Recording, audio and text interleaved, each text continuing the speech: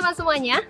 Tahukah kalian bahwa di dunia ini ada berbagai gerakan separatis seperti GAM, OPM, RMS, dan lain-lain? Tahukah kalian bahwa ada kelompok masyarakat yang menganggap agamanya adalah yang paling baik? Pernahkah kalian mendengar bahwa Nazi merupakan kelompok yang menganggap bangsa Arya lebih unggul daripada bangsa Yahudi? Hal-hal yang telah saya sebutkan tadi merupakan contoh-contoh dari tindakan primordialisme. Tindakan primordialisme itu apa ya? Primordialisme merupakan pandangan atau paham yang memegang erat hal-hal yang dibawa sejak kecil, baik itu tradisi, adat istiadat, dan hal-hal lainnya yang ada di dalam lingkungan pertamanya. Dapat dikatakan juga primordialisme merupakan perasaan menjunjung tinggi ikatan sosial yang berupa nilai, norma, dan kebiasaan yang bersumber dari etnik, ras, tradisi, dan juga kebudayaan yang dibawa individu sejak lahir. Primordialisme merupakan faktor penting yang digunakan sebagai identitas sebuah masyarakat atau golongan. Ada 3 jenis primordialisme. Yang pertama, primordialisme suku, di mana individu terlalu terikat dengan sukunya sendiri. Yang kedua, primordialisme agama, di mana individu suatu agama terlalu membanggakan agamanya sendiri tanpa menghormati agama yang lain.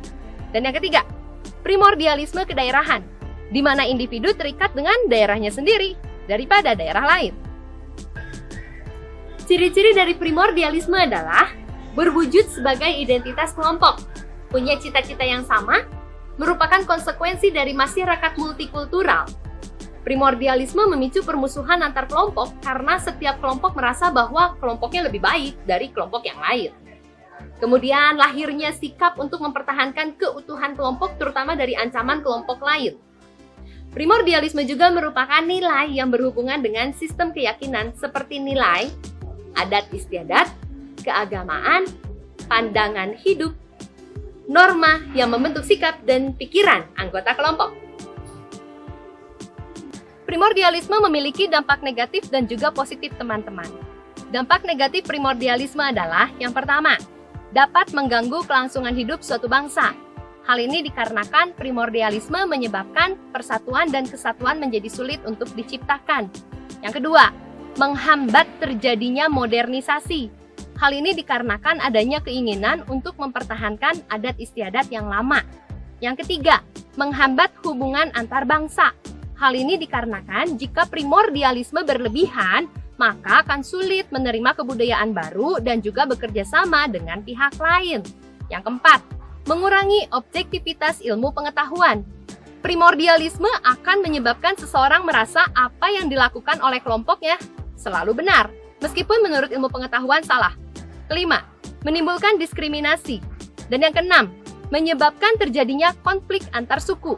Hal ini dikarenakan primordialisme menyebabkan seseorang sulit menerima kelompok lain yang memiliki perbedaan kebudayaan.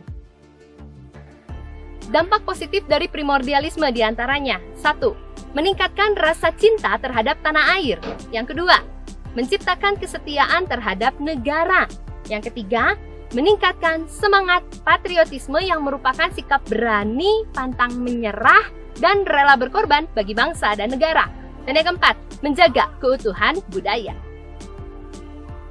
Salah satu istilah yang berkaitan erat dengan primordialisme adalah nepotisme, yang merupakan kecenderungan untuk memilih sanak saudara dan teman untuk memangku jabatan tertentu. Primordialisme tentunya sangat mempengaruhi sikap pola perilaku seorang individu dalam hubungan sosial. Sikap ini menyebabkan seseorang menjunjung tinggi hasil dari kebudayaannya dengan rasa kesetiaan yang sangat tinggi. Apabila seseorang tidak dapat menyesuaikan diri dalam masyarakat yang multikultural, sikap primordialisme akan memicu terjadinya konflik sosial. Secara lebih luas, tentunya akan menimbulkan perpecahan dan mengganggu kerukunan antar warga.